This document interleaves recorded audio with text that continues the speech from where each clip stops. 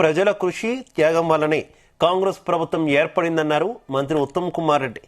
యాదాద్రి భువనగిరి జిల్లా ఆలేరులో అర్హులైన లబ్ధిదారులకు నూతన రేషన్ కార్డుల పంపిణీ కార్యక్రమం నిర్వహించారు.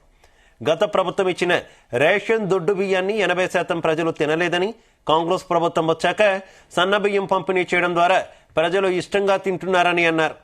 కిలో బియ్యానికి 57 రూపాయలు ఖర్చు పెట్టి నాణ్యమైన సన్న బియ్యాన్ని రాష్ట్రంలో 3,15,00,000 మందికి ఒక్కొక్కరికి 6 కిలోల చొప్పున ఇస్తున్నామని తెలిపారు.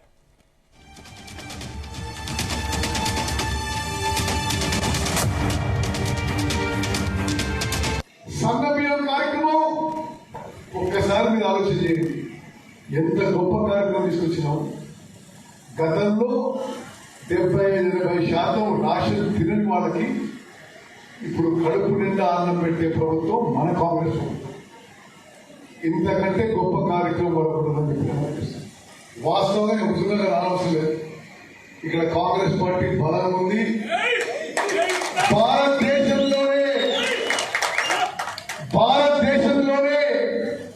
మీ చెమట, మీ రక్తం, మీ త్యాగం, మీ కృషితో భారతదేశంలో అసెంబ్లీ నియోజకవర్గాల్లో అత్యధిక మెజారిటీ వచ్చింది మీ అందరి కృషి వల్ల. 52,000 మందికి కొత్తగా రాషన్ కి ఆరాధన ఉందని చెప్పి మనం చేస్తున్నాం. మొత్తం మరి హుజూర్ నగర్ నియోజకవర్గంలో కానీ రాష్ట్రంలో మొత్తం జనాభాలో 84% జనాభాకి ఇప్పుడు రేషన్ కార్డు కింద కవర్ అవుతున్నారు. ఉచితంగా మంచి క్వాలిటీ సన్నబియ్యం ఇవ్వబడుతుంది.